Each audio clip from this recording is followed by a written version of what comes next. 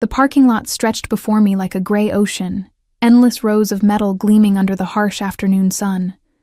My feet ached in shoes 2 sizes too small, hand-me-downs from my older sister, and the weight of the grocery bags cut into my palms, leaving angry red marks that would take hours to fade. I shifted the bags, trying to redistribute the weight, and caught a whiff of the day-old bread I'd bought at discount.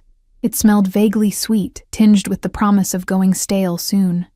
I was invisible here. I'd always been invisible. The supermarket job barely covered rent, and even that was slipping through my fingers like water. Mrs. Patterson had called me into her office yesterday, her voice syrupy with false sympathy as she'd explained that my hours were being redistributed, as if poverty were something that could be shared equally, parceled out in neat little portions. I'd smiled and nodded, swallowing the bitter taste of fear that rose in my throat. Now, weaving between cars toward my ancient Honda, more rust than paint, I let my mind wander to the electric bill waiting on my kitchen counter. 30 days past due. The notice had been printed in aggressive red letters, as if my financial failure needed to be color-coded for emphasis. I wasn't watching where I was going. The sickening crunch of metal against metal snapped me back to reality. My shopping bag had swung wide as I'd turned, and the corner, reinforced with cheap cardboard, had scraped along the side of a car, not just any car, a Mercedes. Sleek, black, and so pristinely polished I could see my horrified reflection in its surface. No, no, no, I whispered, dropping to my knees beside the damage. The scratch ran at least 8 inches, a violent silver line cutting through the perfect paint job. My hands trembled as I touched it, as if somehow I could smooth it away, erase this moment from existence. The car probably cost more than I'd earn in 5 years. I glanced around the parking lot, empty.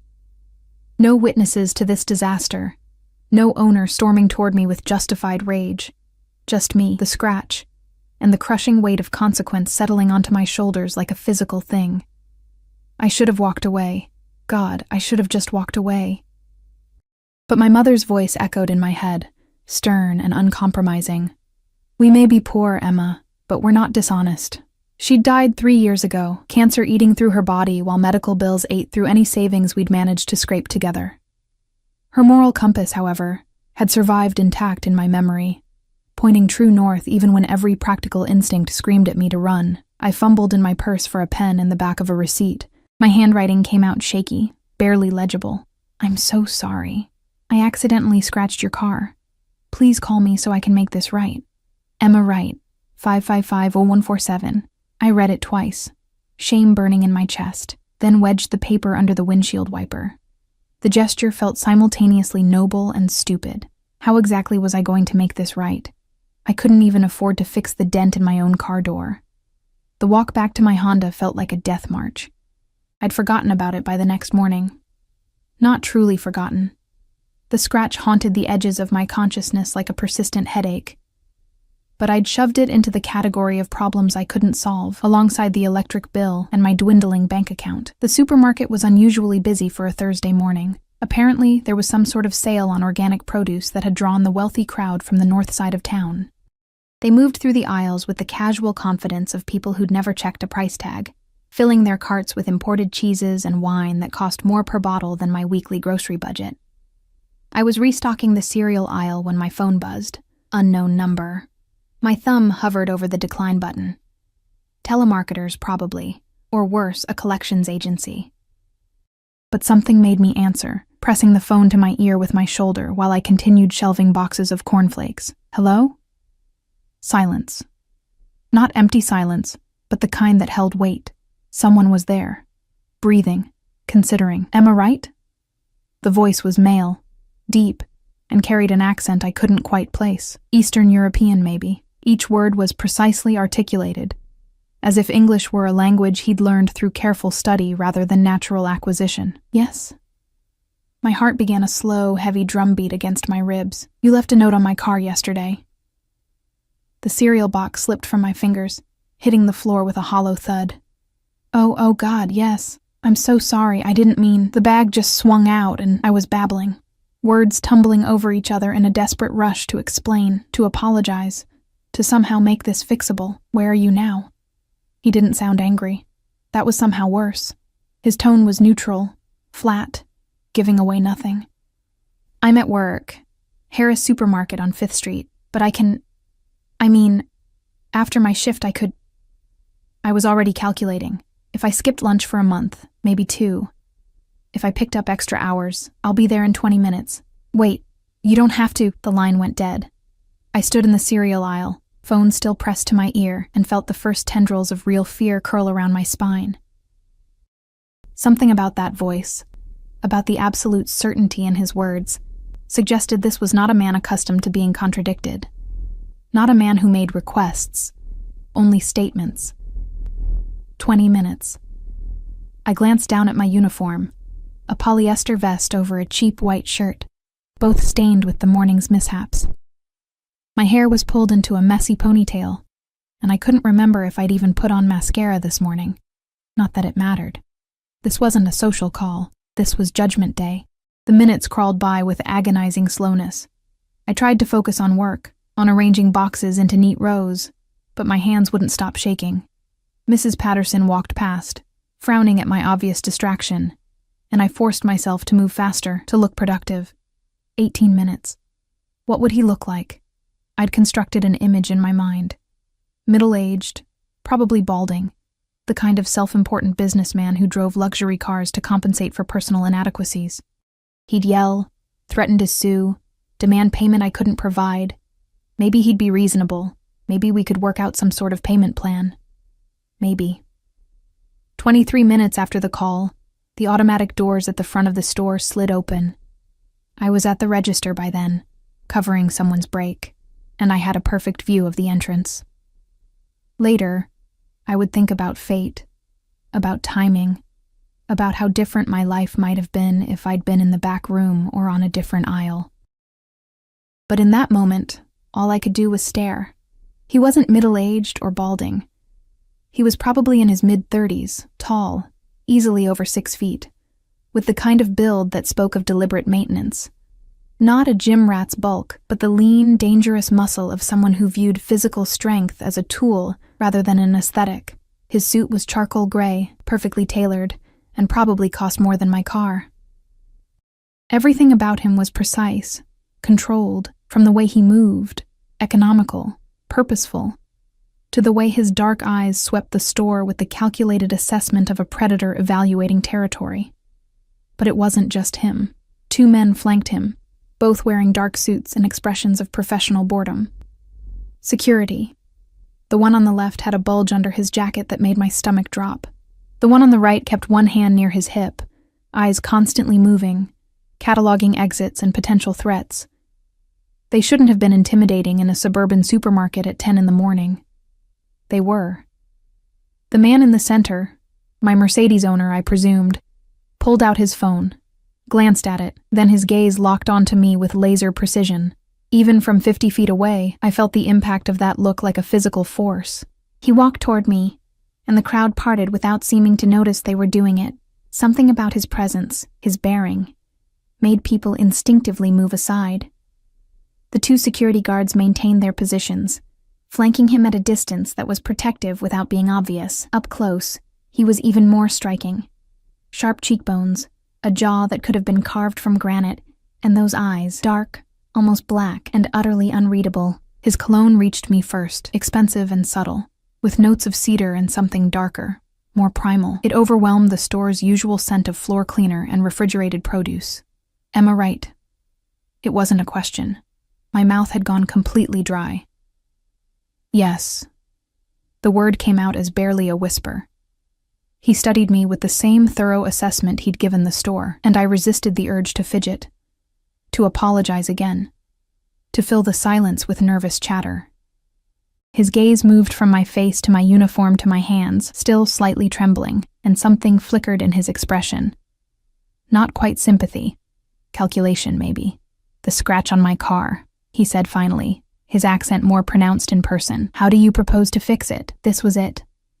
The moment where I'd have to confess my complete inability to pay for the damage, where he'd probably threaten legal action, and I'd end up working the rest of my life to pay off a debt that would grow with interest until it consumed everything. I started, then stopped. What could I possibly say? I can pay for it. In installments. If you'd be willing to. The repair will cost approximately $3,000. The number hit me like a physical blow. $3,000. I didn't have $300. I didn't have $30 that wasn't already allocated to keeping myself fed and housed. I'll pay it, I heard myself say, even as my brain screamed that this was impossible. However long it takes, I'll pay it. Something shifted in his expression. His head tilted slightly, studying me with renewed interest. One of his guards stepped closer, murmuring something in a language I didn't recognize. Russian, maybe? And the man waved him away with an impatient gesture. You work here? He glanced around the store with thinly veiled disdain. Yes. How much do you make? The question was invasive, inappropriate, and I should have refused to answer. But there was something about his presence that made refusal seem not just difficult, but impossible. Minimum wage. About 20 hours a week right now. He was quiet for a long moment, processing this information. Then, come with me. What? Outside, to discuss terms. He was already turning, assuming my compliance. Every instinct screamed danger. This man, with his expensive suit and armed guards, wanted me to follow him outside, away from witnesses and security cameras. This was how women disappeared, became statistics, cautionary tales whispered in parking lots. But what choice did I have? I glanced at Mrs. Patterson, who was watching this exchange with poorly concealed curiosity. I need to... My shift. Take your break, he said, still not looking back. It wasn't a suggestion. Somehow, I found myself following him through the automatic doors into the harsh sunlight. The Mercedes was parked directly in front, illegally blocking 2 handicapped spaces. No parking ticket decorated its windshield, though I could see the meter maid's cart just down the street. Even traffic enforcement, apparently, recognized something about this vehicle that warranted caution. The scratch looked even worse in daylight, a vicious violation of the car's perfect surface. He stopped beside it, one hand resting casually on the hood, and fixed me with that unreadable stare. $3,000, he repeated. At your current income, accounting for living expenses, it would take you approximately 3 years to repay this debt. I nodded miserably. 3 years sounded optimistic. I have a different proposal. Hope flickered in my chest, fragile and desperate. Anything. I'll do anything. The words hung in the air between us, and I realized too late how they sounded, how vulnerable they made me. His expression didn't change, but one of his guards, the one with the gun, smirked slightly before schooling his features back to neutrality. I need someone, he said slowly, choosing each word with care. Someone trustworthy. Someone who would leave a note on a stranger's car rather than walk away. Someone... He paused, and for the first time, something almost human flickered in those dark eyes. Someone honest. I don't understand. Work for me. 6 months. Your debt will be cleared, and you'll be paid enough to cover your current expenses plus a significant bonus. It sounded too good to be true. It sounded like every cautionary tale I'd ever heard about offers that came with invisible strings, that transformed desperate girls into victims. What kind of work? My voice barely rose above a whisper. He smiled then, and it was the most terrifying expression I'd ever seen, not because it was cruel, but because it held absolutely no warmth. Legitimate work. You'll be compensated fairly and treated with respect, but the work requires discretion, complete discretion. If you accept, you cannot speak of it to anyone. Not friends, not family. No one. I don't... Think about it, he interrupted, pulling a business card from his inner jacket pocket. It was heavy cardstock, expensive, with nothing but a phone number embossed in silver. No name, no company, just those 10 digits. Call this number within 24 hours with your answer. He slid into the back of the Mercedes, his guards following with practiced efficiency. The engine purred to life, a sound so smooth it seemed to mock my Honda's death rattle. And the car glided away, leaving me standing in the parking lot with a business card in my shaking hands and the terrible certainty that I'd just been offered a deal with the devil. I had no idea that the devil's name was Alexei Volkov, or that by tomorrow morning, my choice would set in motion a series of events that would shatter everything I thought I knew about safety, danger, and the razor-thin line between the two. All I knew was that as I watched the Mercedes disappear into traffic, the scratch on its side catching the sunlight one last time, I was already planning to make the call. God help me. I was already planning to say yes. The business card sat on my kitchen counter for exactly 14 hours before I touched it again. I'd placed it there when I got home from my shift, positioning it carefully beside the overdue electric bill, as if the proximity might somehow balance out cosmic scales. Then I'd spent the rest of the evening pretending it didn't exist, moving around my tiny apartment with exaggerated normalcy, eating ramen because it was cheap, watching TV shows I didn't actually see. But my eyes kept drifting back to those silver numbers. By midnight, I'd constructed and demolished a dozen different scenarios. Maybe he ran a legitimate business and genuinely needed an assistant. Maybe this was an elaborate human trafficking scheme. Maybe I was being paranoid. Maybe I wasn't being paranoid enough. I'd Googled the phone number. No results. Tried reverse lookup services. Nothing. The card itself yielded no clues. No watermark. No logo. Just that pristine cardstock, and those 10 digits that seemed to pulse with possibility and threat in equal measure. At 2 a.m, I gave up on sleep and made a list of pros and cons. Pros. Money. Enough money to pay my bills, maybe even save something. The chance to escape the slow drowning of poverty, even if only temporarily. The look in his eyes when he'd called me honest, as if honesty were a rare commodity he valued. Cons. Everything else. The guards with guns. The expensive suit that screamed of money from questionable sources. The way he'd commanded the space around him like someone accustomed to absolute authority. The complete absence of verifiable information. By 6 a.m, I'd decided to decline. Too risky. Too strange. By 7, I was reconsidering.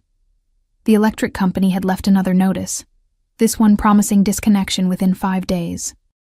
By 8, I was staring at my phone, the business card clutched in my other hand, trying to remember when exactly I'd become someone who had to weigh survival against safety. I called at 8:47 a.m. before I could change my mind again. He answered on the first ring, as if he'd been waiting. Yes. Not hello. Not a greeting. Just acknowledgement. It's Emma Wright. My voice sounded steadier than I felt. I'm calling about your offer. Silence stretched between us, heavy with evaluation. I could hear something in the background, voices speaking in that same foreign language. Russian, maybe, and the distant sound of classical music. Tchaikovsky, if my limited cultural education served me correctly. Your answer?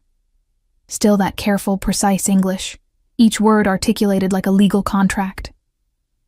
I have questions first. Of course.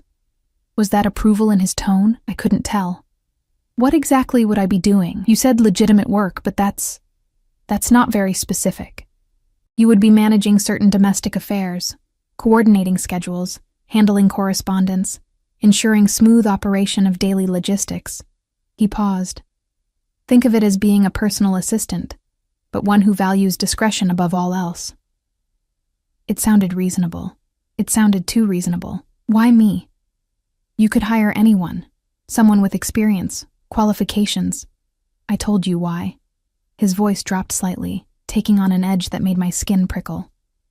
I need someone honest, someone who leaves notes on cars instead of running. Such people are rare in my world. My world.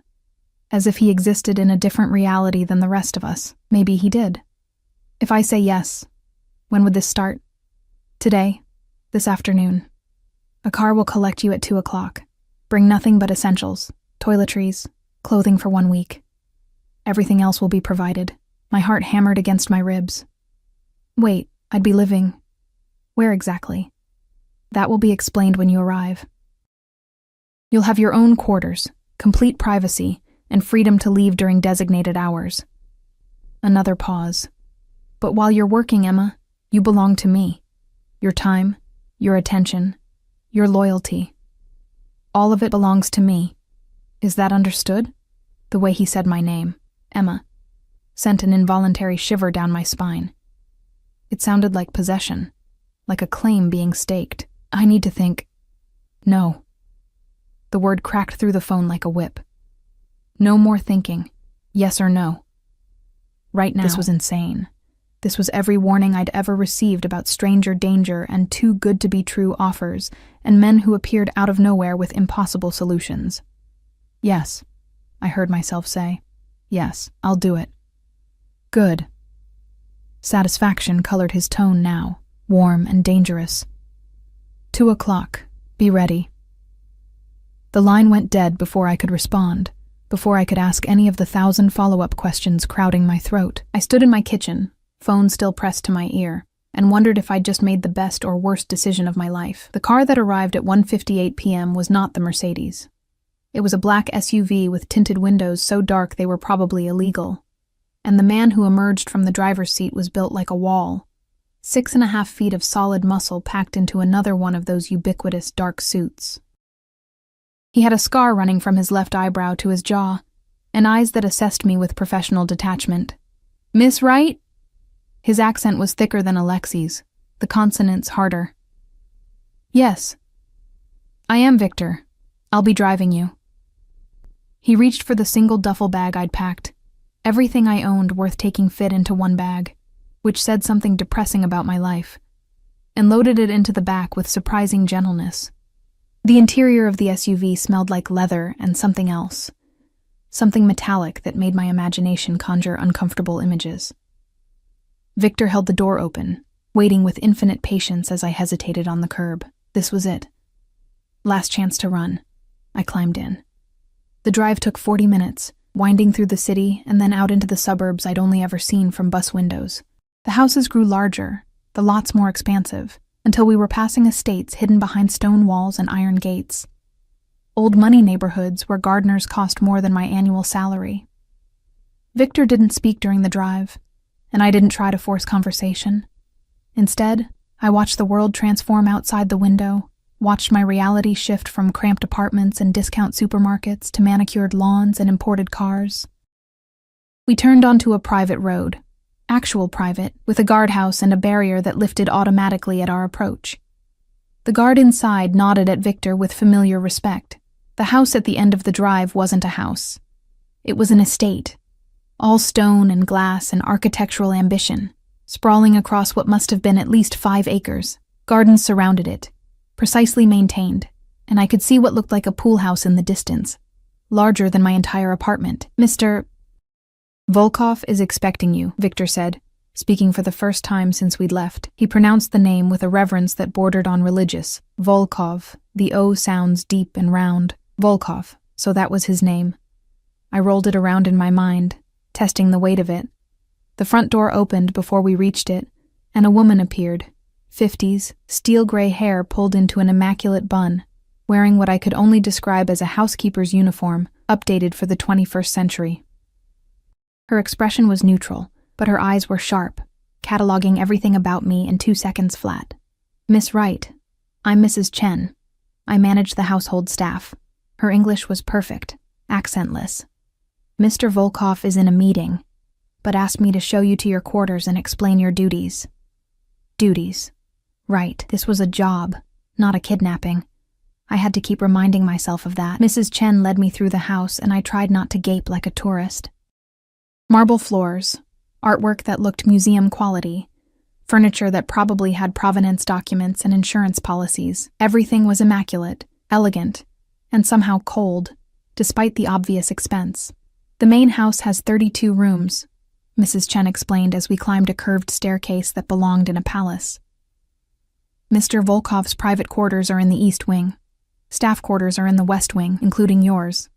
You'll have access to most of the house, but the east wing is strictly off-limits unless specifically summoned." "How many staff are there?" 12 permanent, not counting security. Cook, housekeepers, maintenance, drivers. You'll meet them gradually." She stopped in front of a door on the 2nd floor. "These are your rooms. Rooms, plural." She opened the door onto a suite that was easily 3 times the size of my apartment. A bedroom with a 4-poster bed, a sitting area with a small sofa and desk, and through another door, a bathroom done in cream marble with a tub deep enough to swim in. "Your clothing is in the closet." Mrs. Chen continued, moving to open a walk-in closet I hadn't noticed. Inside hung at least a dozen outfits. Dresses, pants, blouses, all in my size, all looking expensive. Mr. Volkov had them sent over this morning. If anything doesn't fit properly, let me know, and we'll have alterations done. I stared at the clothes, at this room, at this entire impossible situation. How did he know my size? Mrs. Chen's expression didn't change. Mr. Volkov is very thorough. That should have been reassuring. It wasn't. Your primary responsibility, she continued, will be managing Mr. Volkov's personal schedule, social obligations, household matters, anything that doesn't pertain to his business operations. You'll coordinate with me for household needs, with Victor for transportation, and with Mr. Volkov directly for everything else. That's it? Just scheduling? And discretion. You will see things, hear things, meet people. You will remember nothing and repeat nothing. This is not optional, Miss Wright. This is survival. The word hung in the air between us, stark and terrifying in its honesty. What exactly does Mr. Volkov do? I asked quietly. Mrs. Chen looked at me with something that might have been pity. He solves problems. Very expensive problems. Beyond that, you don't need to know, and you definitely don't want to ask. She showed me the rest of the suite, the closet full of toiletries, all high-end brands I'd only seen in magazines, the desk stocked with office supplies, the small refrigerator filled with water and juice. Then she handed me a phone, sleek and new. This is your work phone. Mr. Volkov's number is programmed in. Answer when he calls, immediately, no matter the time. Understood? I nodded, numbness starting to set in. He'll want to see you at 6 o'clock. Dress appropriately. One of the dresses in the closet. I'll come collect you at 5:45. She moved toward the door, then paused. Miss Wright? A word of advice. Yes?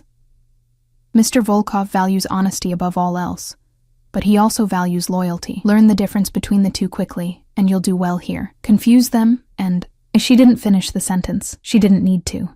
The door closed behind her with a soft click, and I was alone in my golden cage. I sat on the edge of the bed, so soft it felt like sitting on a cloud, and tried to process what I'd agreed to. This wasn't a job. This was indenture. Servitude dressed up in expensive sheets and designer clothes. I was trapped here by debt, by desperation, by my own stupid insistence on being honest. The view from the window showed the gardens, the pool, the high stone walls that surrounded the property. Beautiful, isolated, safe or imprisoned, depending on your perspective. I had 5 hours until I faced Alexei Volkov again. 5 hours to decide if I was going to play along with this charade or demand to be taken home. But even as I considered it, I knew the truth. I had nowhere else to go. No money, no prospects, no options. He'd known that when he made his offer.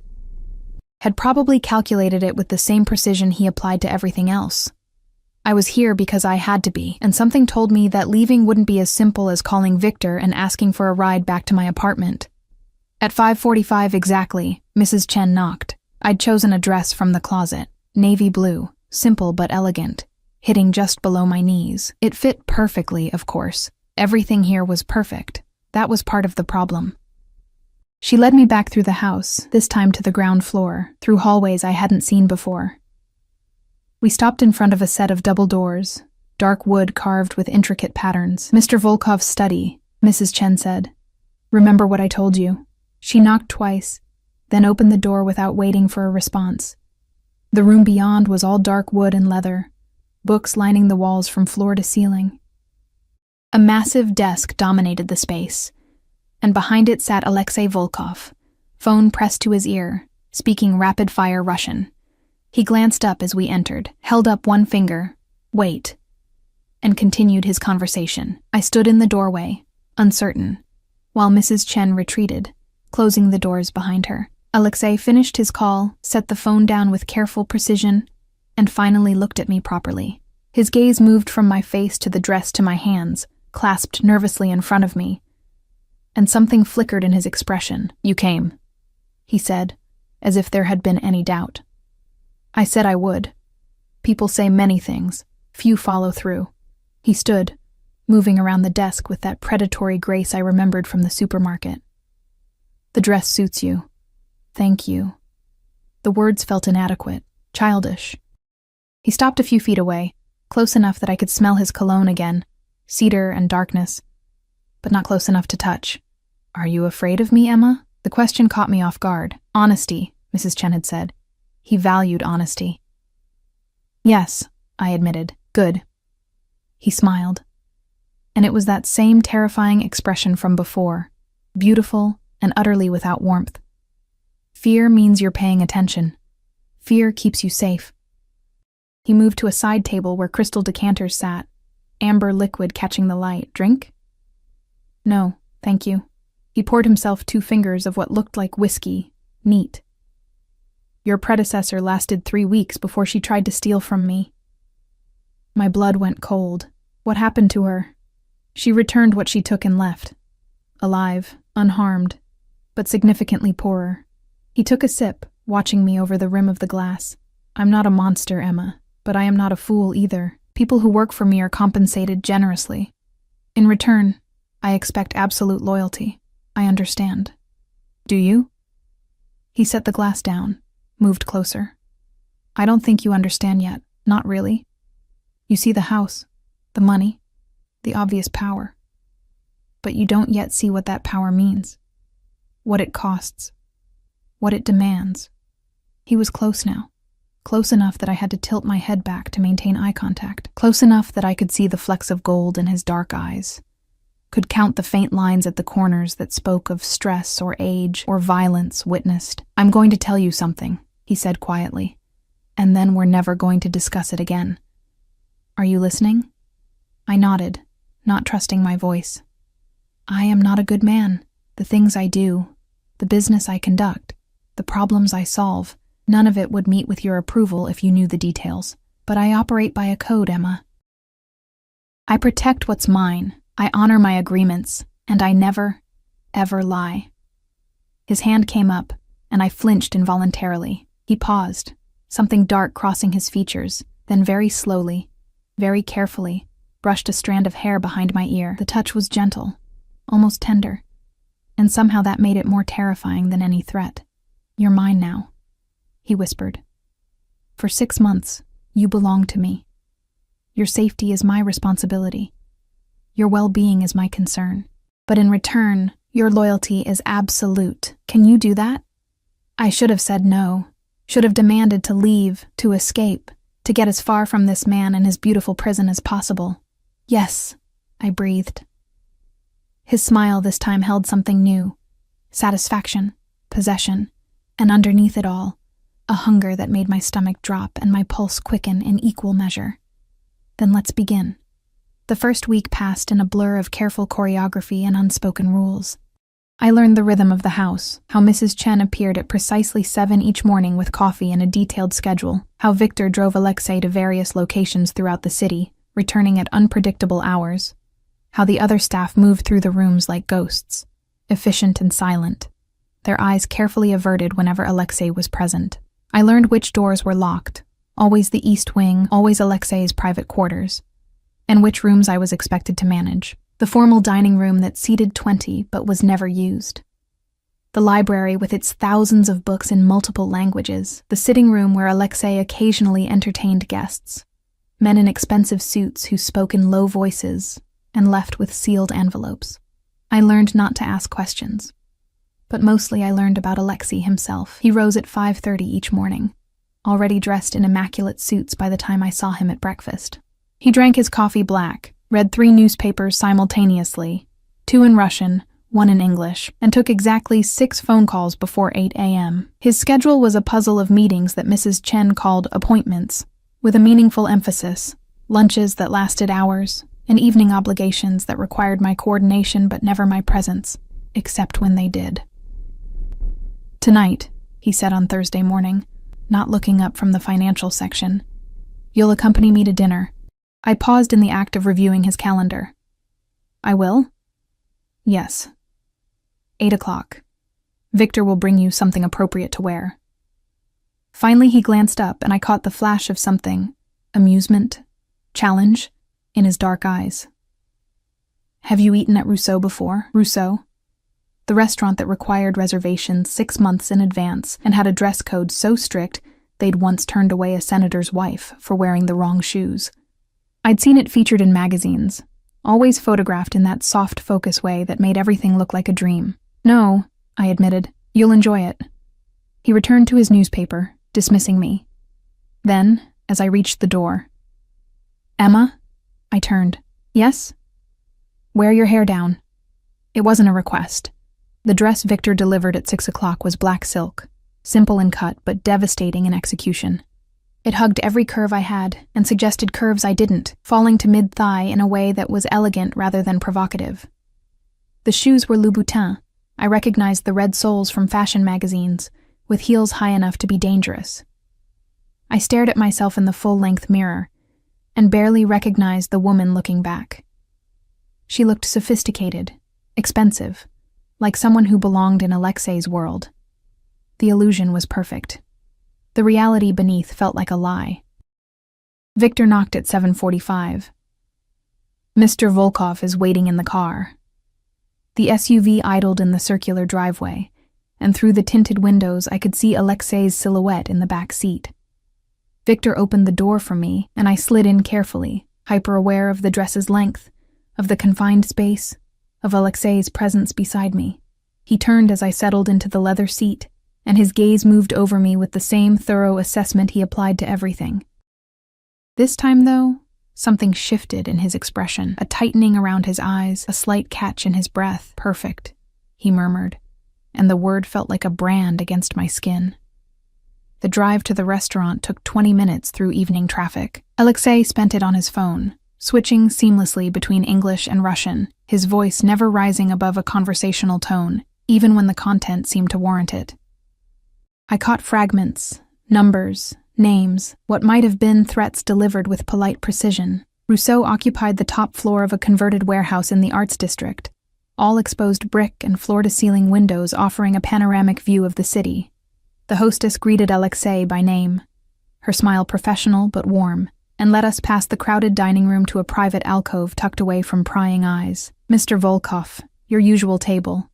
It's lovely to see you again. She handed us leather-bound menus.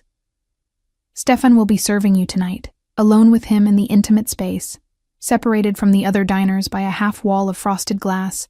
I felt the weight of his attention settle on me like a physical thing. You're nervous, he observed, not unkindly. I've never been anywhere like this. The admission slipped out before I could stop it. Then let me guide you. He signaled the waiter. Stefan, tall and angular with the bearing of someone who took wine very seriously. We'll have the tasting menu, and bring the Chateau Margaux, the 2015. Stefan's eyebrows rose slightly. An excellent choice, sir. After he left, I leaned forward. I don't even know what a tasting menu is. Alexei's lips curved into something that almost resembled a genuine smile. Multiple small courses, each one designed to complement the last. You trust the chef to feed you well. He paused, his gaze holding mine. It requires surrender, letting someone else make choices for you. The subtext wasn't subtle. The wine came first, poured with ceremonial care. I took a small sip and tried not to wince. I'd never developed a taste for alcohol that didn't come in a bottle with a screw cap. But Alexei watched me with such focused attention that I forced myself to take another sip, then another, until the warmth spread through my chest and loosened some of the tension coiled in my shoulders. The first course arrived, something delicate on a small plate, arranged like art. I followed Alexei's lead, watching how he held his silverware, how he took measured bites, treating the food with the same precision he applied to everything else. Why am I here? I asked after the third course. Duck, I think, though it barely resembled any duck I'd ever seen. You could have come alone. I'm never alone, he corrected, and I realized it was true. Victor waited outside, I'd seen, and 2 other men in dark suits had positioned themselves at strategic points throughout the restaurant, their eyes constantly moving, cataloging threats. But I'm rarely accompanied by someone who isn't on my payroll in a professional capacity. I'm on your payroll. That's different. He set down his fork, giving me his complete attention. You're here because I wanted you here, because I'm curious about you, Emma Wright with her honest eyes and her scratched cars. There's nothing curious about me. I'm completely ordinary. Ordinary women don't leave notes confessing their mistakes when they could walk away free. Ordinary women don't say yes to men like me. He leaned back, the leather booth creaking softly. Tell me about your family. The question caught me off guard. Why? Because I ask. No room for argument in that tone. I took another sip of wine, liquid courage. There's not much to tell. My mother died 3 years ago, cancer. My father left when I was 6. I barely remember him. I have an older sister, but we haven't spoken in 2 years. She didn't approve of how I handled Mom's medical bills. The bitterness leaked into my voice despite my best efforts. She thought I should have let her die at home instead of bankrupting us with treatments that didn't work anyway. Something flickered across Alexei's face. Recognition, maybe. Understanding. Your sister was wrong, was she? Mom died anyway, and I'm still paying off the debt. Not anymore. He said it so casually, as if the crushing weight I'd carried for 3 years could be dismissed with 3 words. Your debt is paid. All of it. The hospital, the credit cards, everything. I had it taken care of your second day here. I stared at him, wine glass frozen halfway to my lips. You what? Consider it a signing bonus. You can't work effectively if you're distracted by financial concerns. He made it sound so reasonable, so practical. Besides, I pay my debts. You damaged my car through honesty, through doing the right thing. That deserves to be rewarded. I can't accept that. It's too much. It's done. His voice hardened slightly. Don't insult me by refusing. The money means nothing to me, Emma. Nothing. But your peace of mind, your ability to focus on your work without that weight, that has value. Why? The question burst out, raw and desperate. Why would you do that? You don't even know me. Alexei was quiet for a long moment, studying me with an intensity that made me want to look away but couldn't. When he finally spoke, his voice was lower, rougher. My mother died when I was 12. Preventable illness, but we had no money for doctors. I watched her suffer for 6 months. Watched her waste away while my father drank and my brothers scrambled to keep us fed. His jaw tightened, the only visible sign of emotion. I swore then that money would never again dictate who lived and who died in my world. So yes, Emma, I paid your debts, and I would do it again without hesitation. The vulnerability in his admission stunned me into silence. This was the man who commanded fear and respect in equal measure, who moved through the world with absolute authority, and he was giving me a piece of his past, a shard of the pain that had shaped him. Thank you, I whispered. Inadequate but sincere. He nodded once, then signaled for the next course, and the moment broke like glass shattering. The rest of dinner passed in a strange intimacy. He asked about my life, my dreams. The person I'd been before poverty had scraped away everything but survival. And I found myself answering, the wine and his unexpected honesty loosening my tongue. I told him about wanting to study literature in college, about dropping out when Mom got sick, about the slow erosion of hope that came with working minimum wage jobs that led nowhere. He listened with the same focused attention he brought to everything, asking questions that showed he was actually hearing me, actually caring about the answers. It was dangerous, this feeling. Dangerous to let myself believe that this man, this criminal, because that's what he was, what he had to be, could genuinely care about my small, ordinary struggles. But danger, I was learning, had its own seduction. Coffee came with dessert, something chocolate and decadent that melted on my tongue like sin. Alexei watched me taste it, watched my eyes close in involuntary pleasure, and when I opened them again, his expression had changed. The careful control had slipped, revealing something raw and hungry beneath. Emma? My name on his lips sounded like a prayer and a curse. I need to be honest with you. My heart hammered against my ribs. Okay, this, he gestured between us, was not part of the original plan. You were supposed to be an assistant, nothing more. Someone honest in a world full of liars, yes, but still just an employee. And now? Now I find myself thinking about you constantly, wondering what you're doing, what you're thinking. making excuses to see you, to be near you. He leaned forward, his hand reaching across the table to cover mine. The touch sent electricity racing up my arm. This is unprofessional, unwise. Potentially dangerous for both of us. But I've never been good at denying myself what I want. What do you want? I barely recognized my own voice, breathy and uncertain. His thumb traced circles on the back of my hand, each stroke deliberate, possessive. You. All of you. Not as my employee. As mine. The word hung between us, loaded with implication. His. Owned. Claimed. Possessed. I should have pulled my hand away, should have reminded him that I was only here because of debt and desperation, that whatever was building between us was built on a foundation of coercion and circumstance. Instead, I turned my hand over, lacing my fingers through his. I'm already yours, I said quietly. You bought me the moment you paid my debts. His grip tightened, almost painful. No. I want you to choose this, choose me. Not because you owe me, but because you want. He stopped, seemed to struggle with words for the first time since I'd met him. I want you to want this, and if I do? The admission terrified me even as I spoke it. If I do want this, want you, what then? What happens when 6 months are over? Then we'll renegotiate. His smile was sharp, predatory. I'm very good at negotiations, Emma. And I never let go of what's mine. There it was again. Mine. The word should have felt like chains. Instead, it felt like safety, like shelter, like someone finally caring enough to claim me when I'd been invisible for so long. I was falling. Had been falling since the moment he'd walked into that supermarket, all controlled power and dangerous interest. The real question wasn't whether I'd fall. It was whether he'd catch me or let me shatter against the ground.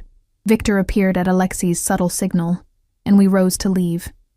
But as Alexei helped me into my coat, his hands lingered on my shoulders, his breath warm against my ear. Stay with me tonight, he murmured. Not as my employee, as my guest. My choice. Every rational thought screamed warning. This was too fast, too intense, too dangerous. He was dangerous. A man who solved expensive problems with methods I didn't want to imagine, who commanded loyalty through fear and money, who existed in a world where violence was just another business tool. But his hands on my shoulders felt like an anchor, and I was so tired of drowning alone. Yes, I whispered. His sharp intake of breath was my only warning before he spun me around, his lips crashing against mine with barely restrained hunger. The kiss was possession and promise, claiming and question, everything I'd imagined and nothing I'd prepared for. His hand cupped the back of my neck, holding me in place as his mouth moved against mine with devastating precision, and I melted into him. Surrender and desire tangled until I couldn't tell where one ended and the other began. When he finally pulled back, his eyes were black with want, his careful control fractured into something raw and real. Come, he commanded, taking my hand. And I followed him into the darkness, knowing I was making a choice that would change everything. Knowing I might regret this tomorrow or next week or in 6 months when whatever this was inevitably ended. But tonight, I wanted to be chosen, wanted to be someone's mine, even if that someone was Alexei Volkov, with his dangerous eyes and his blood-stained money and his promise of protection that felt like both salvation and damnation wrapped in expensive silk. Tonight, I wanted to fall. Tomorrow, I'd worry about the landing. The east wing of Alexei's estate had always been forbidden territory, locked doors and whispered warnings about respecting his privacy. Now, following him through those doors felt like crossing into another world entirely, one where the rules I'd learned no longer applied. His private quarters were nothing like the rest of the house. Where the public spaces were cold elegance and formal displays of wealth, these rooms were warm, lived in, personal, dark wood furniture, walls lined with books in multiple languages, a fireplace that actually looked used, photographs in silver frames, a woman who must have been his mother, her smile sad and beautiful, 3 boys who shared Alexei's dark eyes, an older man with hard features and harder eyes. My family, he said, catching me looking, all dead now. my mother from illness, my brothers from the life we chose, my father from his own stupidity. No emotion in his voice, just facts stated plainly. I'm the last Volkov, the survivor. The loneliness in those words cut deeper than any display of grief could have. He poured us both vodka from a crystal decanter, the good kind, he explained, from his homeland, and we stood by the window overlooking the gardens. The night had turned the manicured lawns into pools of shadow, broken only by strategic lighting that made everything look theatrical. Staged. Do you ever regret it? I asked, emboldened by wine and vodka and the strange intimacy of this moment. The life you chose? Every day. He took a long drink. And not at all. Regret is pointless, Emma. I did what I had to do to survive, to build something, to become someone who couldn't be ignored or dismissed or stepped on. The cost was high. But the alternative was death, slow death from poverty or fast death from weakness. He turned to look at me, and in the dim light his features were softer, more human. You understand that, I think. You've made your own choices to survive. Leaving a note on a car isn't quite the same as... I stopped, unsure how to finish that sentence. As becoming a criminal? He smiled without humor. No, probably not. But the impulse is the same. We do what we must with what we have. You had honesty. I had violence. We both used our tools to build something from nothing.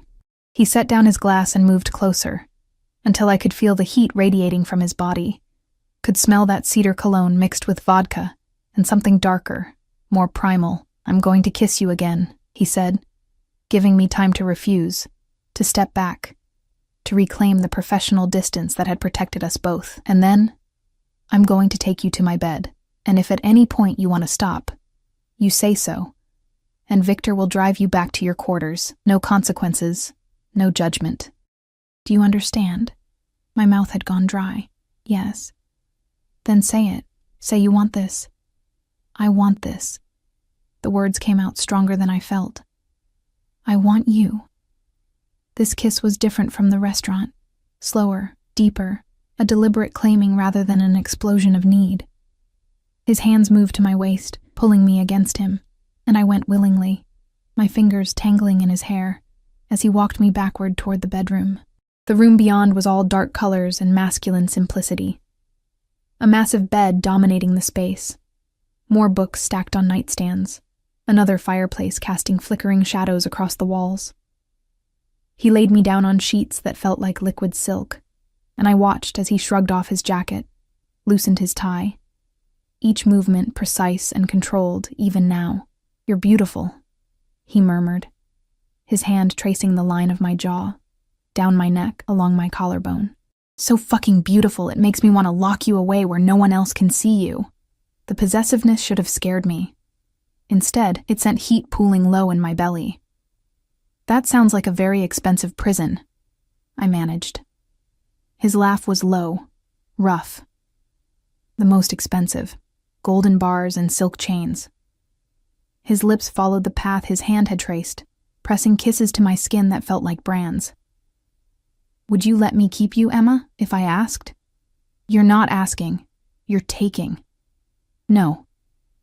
He pulled back, his eyes boring into mine with fierce intensity. I take many things. Money, power, respect. But not this. Not you. This you have to give. And there it was. The choice he'd promised me at the restaurant. The chance to walk away, to preserve whatever dignity I had left, to refuse to be another possession in his collection of expensive things. I reached up and pulled him down to me, my answer written in the way I opened for him. Surrendered to him. Let him consume me with kisses and touches that mapped every inch of exposed skin. Then, I'm giving. I whispered against his mouth. I'm giving you everything. What followed was tender and rough in equal measure. Alexei's control fraying as his hands explored, as his mouth found places that made me gasp and arch into him. He undressed me slowly, reverently, each piece of clothing removed like unwrapping something precious. And when he finally claimed me fully, completely, it felt like both destruction and creation. The death of who I'd been, and the birth of something new, something that belonged to him in ways that terrified and thrilled me. After, we lay tangled in sheets damp with sweat and satisfaction, his arm heavy across my waist, his breath warm against my shoulder. "Stay," he murmured, already half asleep. "Stay here. In my bed, in my house, in my life." I already agreed to 6 months. Fuck 6 months. His arm tightened around me. "Stay forever. Forever." The word hung in the air between us, impossible and perfect in equal measure. I didn't answer. I just pressed closer to his warmth and let myself drift, pretending for a moment that forever was something people like us could actually have. I woke to shouting. The bedside clock read 3:47 a.m., and Alexei's side of the bed was empty, the sheets already cold. I sat up, disoriented, trying to place the voices coming from somewhere below. Angry, rapid-fire Russian, punctuated by the occasional English curse. I should have stayed in bed, should have pulled the sheets over my head and pretended I heard nothing, remembered nothing, understood nothing. That was survival in Alexei's world. Instead, I pulled on his discarded shirt. It fell to mid-thigh, smelling of cedar and him, and crept to the door. The hallway was dark except for light spilling from the staircase. I moved toward it on bare feet, keeping to the shadows, driven by curiosity that would probably get me killed one day. The voices were clearer now, coming from what I recognized as Alexei's study. 3 distinct speakers, all male, all angry.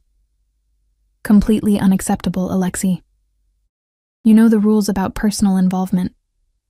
I don't answer to you, Dmitri, Alexei's voice cold as winter.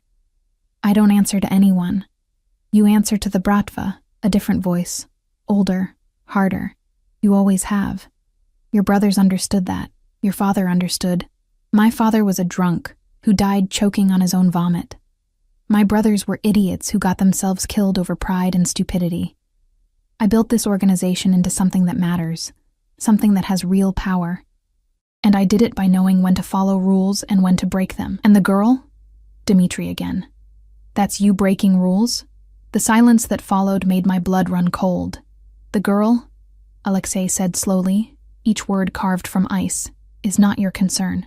She's a liability, a witness, a potential problem that could compromise everything we've built. She's mine.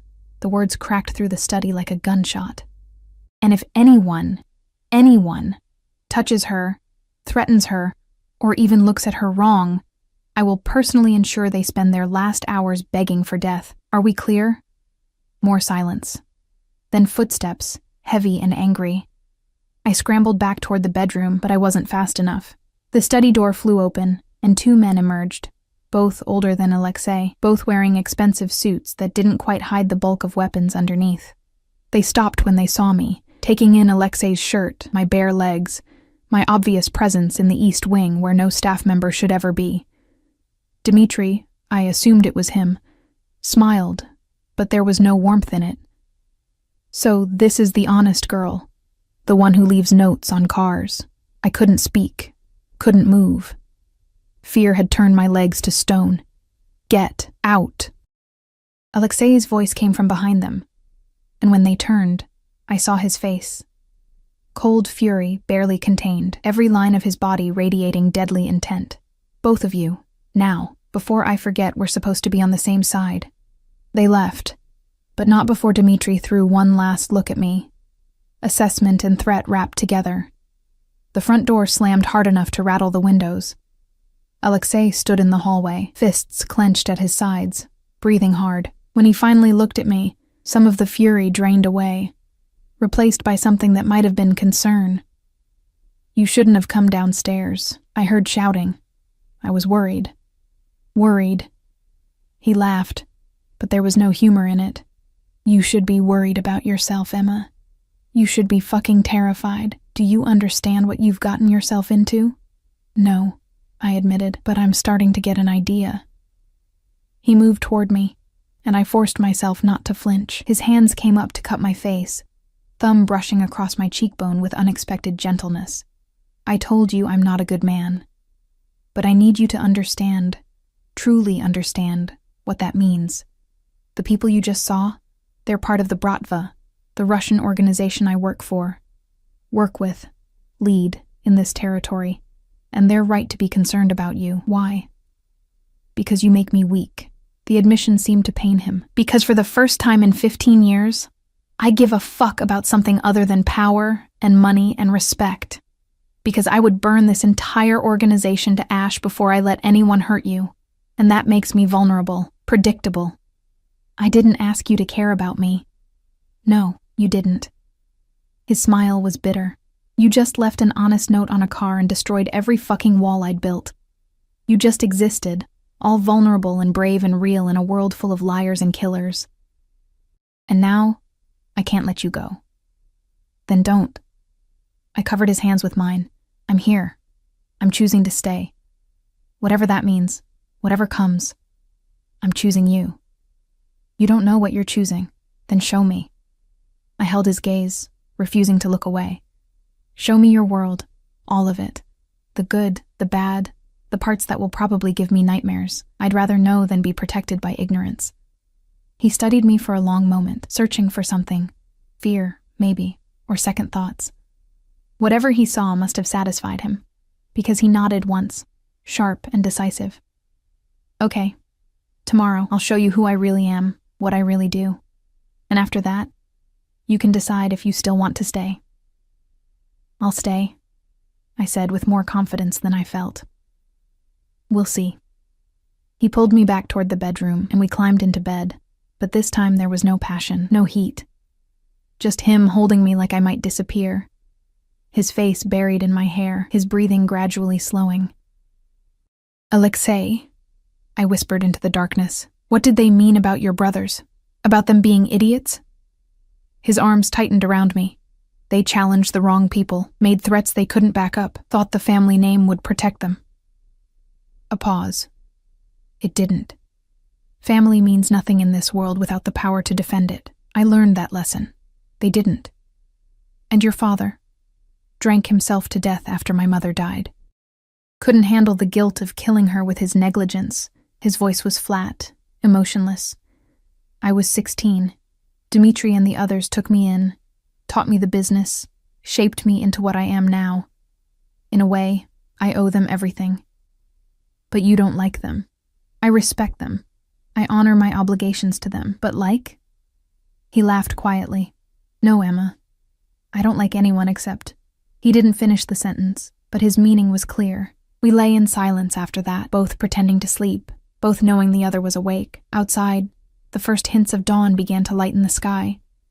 Soon, the house would wake, the staff would begin their routines, and the careful illusion of normalcy would resume, but nothing was normal anymore. I'd crossed into Alexei's world, and there was no going back.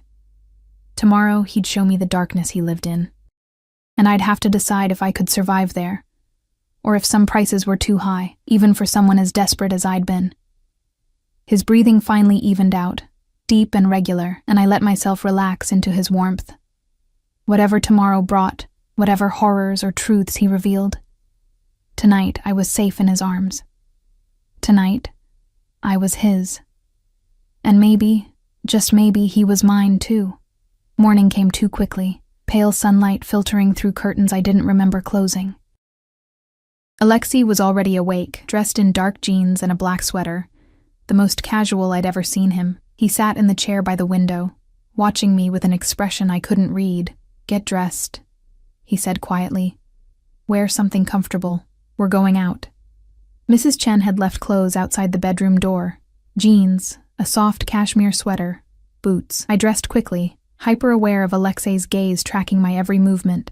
When I emerged from the bathroom, he was waiting by the door, car keys in hand. No Victor today? I asked. No Victor. No guards. Just you and me. He took my hand, lacing our fingers together. I want you to see this without the filters, without the performance. Just the truth. The car was a different one, still expensive. A sleek BMW, but not the bulletproof SUVs I'd grown accustomed to. Alexei drove himself, navigating through morning traffic with the same precision he applied to everything else. We drove for 40 minutes, leaving the wealthy suburbs behind, moving into industrial areas where warehouses squatted beside rail yards, and the streets were pocked with potholes. Finally, he pulled into a parking lot, fronting a nondescript concrete building. No signs, no indicators of what lay inside, just a number painted on the door, 47. This is one of my legitimate businesses, Alexei said, as we walked toward the entrance. Import-export, mostly textiles, some electronics. It's registered, taxed, completely legal. He punched a code into the keypad. Everything I'm about to show you, everything you see today, it stays between us. Understood? Yes. Inside, the warehouse was surprisingly organized. Rows of shipping containers, workers moving with efficient purpose, forklifts carrying pallets. We walked through it all, Alexei greeting workers by name, checking manifests, examining inventory. It looked legitimate. It felt legitimate. Then we went upstairs. The office level was a different world. Men in suits hunched over computers, tracking information I couldn't begin to understand. Radio equipment lined one wall, communications devices that looked military-grade. And in a conference room visible through glass walls, a meeting was in progress.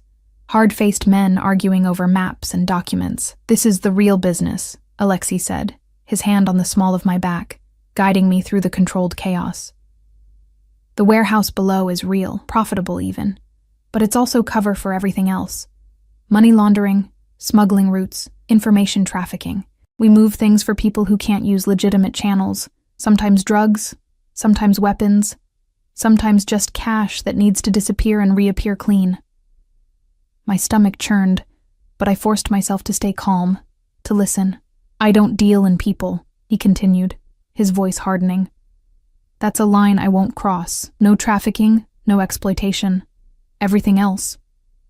He shrugged. Everything else is fair game if the price is right.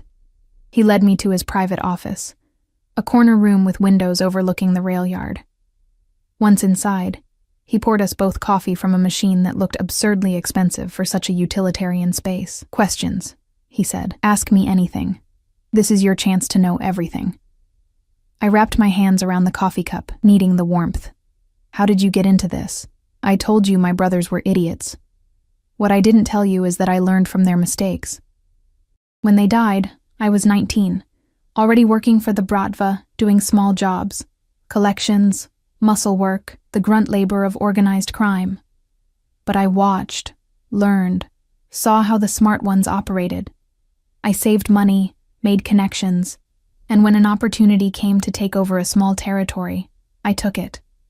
Violently, efficiently, and with enough brutality that no one questioned my authority afterward. You killed people, not a question. Yes. No hesitation, no shame. Many people. Some who deserved it, some who were just in the wrong place at the wrong time. I'm not proud of it, Emma, but I'm not ashamed either. It was survival. It was business. And now? Now I have people who do that work for me. I haven't personally killed anyone in 3 years. He smiled grimly. Progress, I suppose, though I would kill again without hesitation if it meant protecting what's mine. What's mine? Always that phrase, claiming and possessing. The men from last night, I said. Dimitri and the other one, they think I'm a problem. They think you're a weakness, which amounts to the same thing in their minds. Alexei moved to the window, looking out over his empire, and they're right. You are my weakness, Emma. You make me care about things other than power and survival. You make me want things I have no right to want. Normalcy, peace, maybe even something that looks like happiness. Is that so terrible? In my world? Yes. He turned to face me. Because the moment someone realizes what you mean to me, you become a target. Every enemy I've made, every rival who wants my territory, every ambitious lieutenant who thinks they can take my place, they'll all see you as the easiest way to hurt me. The fear that had been simmering since last night crystallized into something sharp and real. So what do? We have 2 choices. He crossed to me, taking my hands in his. 1. I let you go. Victor drives you back to your apartment. I give you enough money to start over somewhere else, and we never see each other again. You'll be safe, because you'll be nothing to me. Just another employee who finished her contract. My chest tightened painfully. And the other choice? You stay. You become officially mine, not as an employee, not as temporary arrangement, but as my partner. My woman. Under my protection permanently. His grip tightened. But that means accepting everything that comes with it. The danger, the violence, the constant threat. It means learning to live with security, with restrictions on your freedom, with the knowledge that people might try to hurt you to get to me.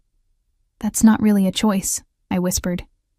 You're asking me to choose between losing you and living in constant danger. No, I'm asking you to choose between safety and me. There's a difference. He pulled me closer. I can keep you safe, Emma. I have the resources, the power, the people. But I can't make your life normal. I can't give you the quiet, peaceful existence you probably deserve. I can only give you luxury and danger wrapped in silk and steel. I looked up at him, at this man who terrified and attracted me in equal measure, who'd somehow become essential to me in the span of 2 weeks. The smart choice, the safe choice, was obvious. Walk away. Take the money. Build a life far from here, far from him, far from the violence and darkness that surrounded him like a cloak. But when had I ever made the smart choice? I stay, I said firmly. I choose you. Danger and all. His exhale sounded like relief and resignation mixed together. You're either incredibly brave or incredibly stupid, probably both. He kissed me then, hard and desperate, like he was trying to convince himself this was real, that I was real and choosing him despite everything. When he pulled back, his forehead rested against mine, his breathing unsteady. There's something else you need to know, he said quietly. The man who got you pregnant, my blood turned to ice. What? I had you investigated when you left the note. Standard procedure. I needed to know who I was dealing with. He pulled back slightly, studying my face. You had a child 6 months ago. A daughter. She's in foster care because you couldn't afford to keep her. Tears burned my eyes. That wound was still raw, still aching. I didn't have a choice. I had nothing. No money, no support, no way to... My voice broke. The father, Alexei continued, his voice taking on an edge. His name is Marcus Chen. He works for me. Or he did, until 3 days ago. The world tilted. What? He's a low-level operator, runs numbers, handles small transactions. About 8 months ago, he stole from me. Not much, just $20,000, but theft is theft. I've been looking for him ever since. His jaw tightened. Imagine my surprise when my investigation into you revealed he was your daughter's father, a man who got you pregnant, abandoned you, and then stole from me. The symmetry is almost poetic. Horror crawled up my spine. Alexei, what did you... I found him yesterday. He's alive, if that's what you're worried about. But he's paid back what he stole with interest. His kneecaps will heal eventually. He said it so casually, like breaking someone's legs was equivalent to filing a complaint. But more importantly, I made him sign over all parental rights. He'll never come near you or your daughter again.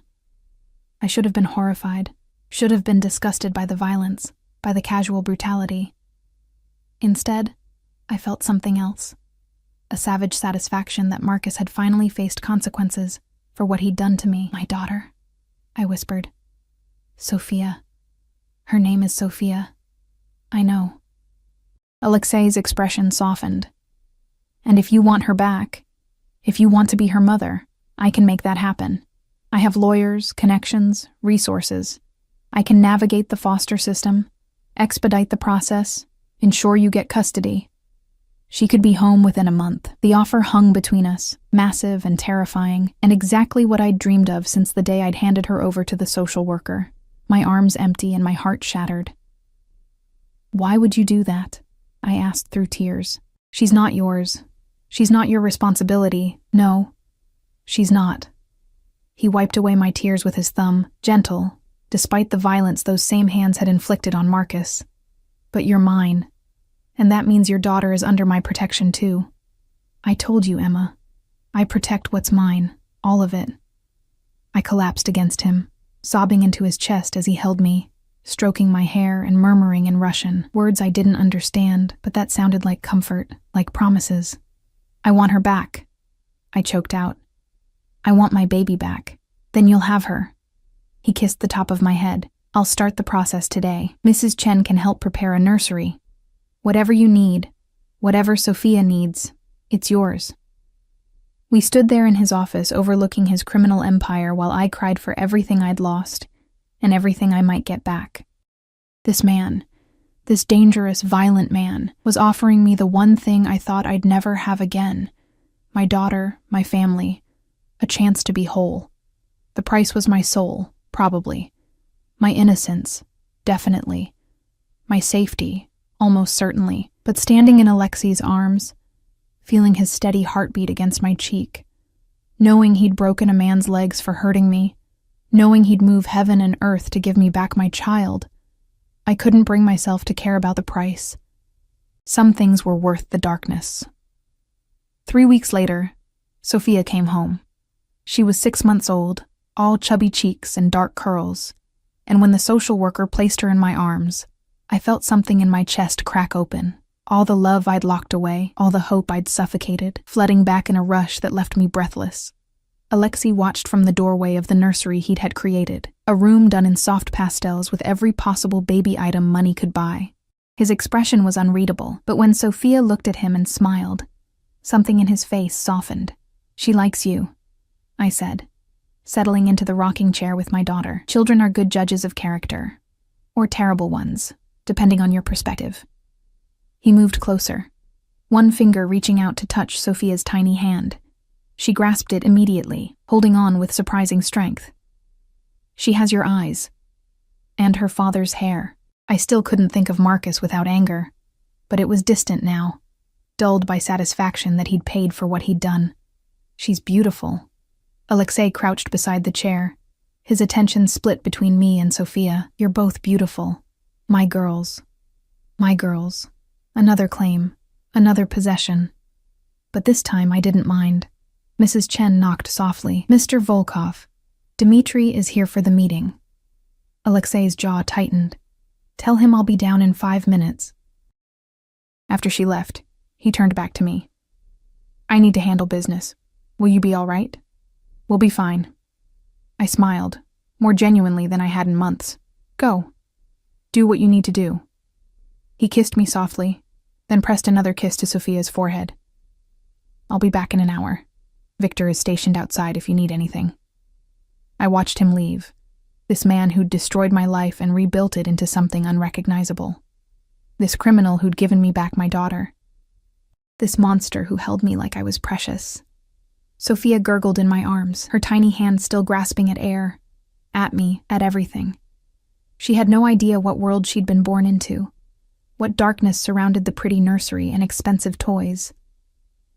Maybe that was for the best. I rocked her gently, humming a lullaby my mother used to sing, and tried not to think about the future, about the dangers that would always hover at the edges of our lives, about the violence that bankrolled our security, about the precarious balance between the love I felt and the darkness that enabled it. For now, I had my daughter back. I had Alexei's protection, his resources, his fierce and possessive devotion. I had everything I'd never dared to hope for. And if the price was living in the shadows, learning to look away from the blood on his hands, accepting that my safety came from his capacity for violence, well, I'd already made that choice. I'd made it the moment I left a note on a scratched car, setting in motion a series of events that had led me here, to this nursery, to this man, to this strange and dangerous version of happiness. The sound of raised voices drifted up from below. Alexei and Dmitri, arguing again about something I didn't understand and didn't want to. Tomorrow there would be more arguments, more threats, more careful navigation of the violent world Alexei inhabited. But tonight, I had my daughter in my arms, and the promise of Alexei returning to us when his business was done. Tonight, that was enough. Sophia fell asleep against my chest, her breathing soft and even, completely trusting. I held her close, breathing in her baby sweet scent, and made a silent vow. I would protect her from this world as long as I could. She would know love and safety, even if both came wrapped in silk and steel, financed by blood money and criminal enterprise. She would know she was wanted. That was more than I'd had. The door opened quietly, and Alexei slipped back in earlier than expected. His tie was loosened, his expression weary. But when he saw us, me in the rocking chair with Sophia sleeping peacefully, something in him relaxed. "Meeting's done?" I whispered. For now. He moved behind the chair, his hands coming to rest on my shoulders. Dimitri's getting old, cautious. He doesn't like the changes I'm making, the legitimacy I'm building, but he'll adapt or he'll retire. Either way, he won't threaten what's mine. There was steel in those words, a promise and a threat rolled together. We stayed like that for a long moment. Me holding our daughter, Alexei holding me. The three of us a strange little family forged from desperation and danger, and something that might have been love, if love could survive in such dark soil. Thank you, I whispered finally. For all of this. For her, for me, for everything. His hands tightened on my shoulders. You don't thank me, Emma. You're mine. I protect what's mine. That's not kindness. That's possession. I know. And I did. I knew exactly what I was to him. Claimed property, a weakness he couldn't afford but couldn't resist. A vulnerability wrapped in skin and bone. I'm okay with that. Are you? He came around to kneel in front of the chair, looking up at me with those dark, unreadable eyes. Are you truly okay with belonging to a monster? I looked at him. This man who'd paid my debts, broken my ex's legs, moved criminal empires to give me back my child. This man who held me like I was precious and killed without hesitation. This man who was darkness and safety, wrapped together so tightly I couldn't separate one from the other anymore. You're my monster, I said simply. That makes all the difference. He smiled then, real and warm and devastatingly beautiful. Then we're keeping each other. Yes, I agreed, we're keeping each other. Sophia stirred in my arms, making a small sound of protest before settling back into sleep. Alexei reached out to stroke her cheek with unexpected tenderness, and I saw our future laid out in that gesture, complicated and dangerous and strange, but ours. We would make it work. Somehow, impossibly, we would make this work. Because I'd left a note on a scratched car, and in doing so, I'd scratched the surface of Alexei Volkov's carefully controlled world, and now we were bound together by choice and circumstance, by danger and devotion, by all the messy, complicated threads that tied people together when they decided to fall, despite every reason not to. It wasn't the life I'd imagined. It wasn't the fairy tale I'd dreamed of as a girl. But standing in a nursery bought with blood money, holding a daughter reclaimed through violence, loved by a man who promised possession instead of partnership, I found I didn't care. This was my life now. Our life, and I wouldn't trade it for anything. Outside, the sun set over Alexei's estate, painting the gardens in gold and shadow. Tomorrow would bring new challenges, new threats, new careful negotiations of the dangerous world we inhabited. But tonight, we were safe. We were together. We were whole, and in the end, that was all that mattered.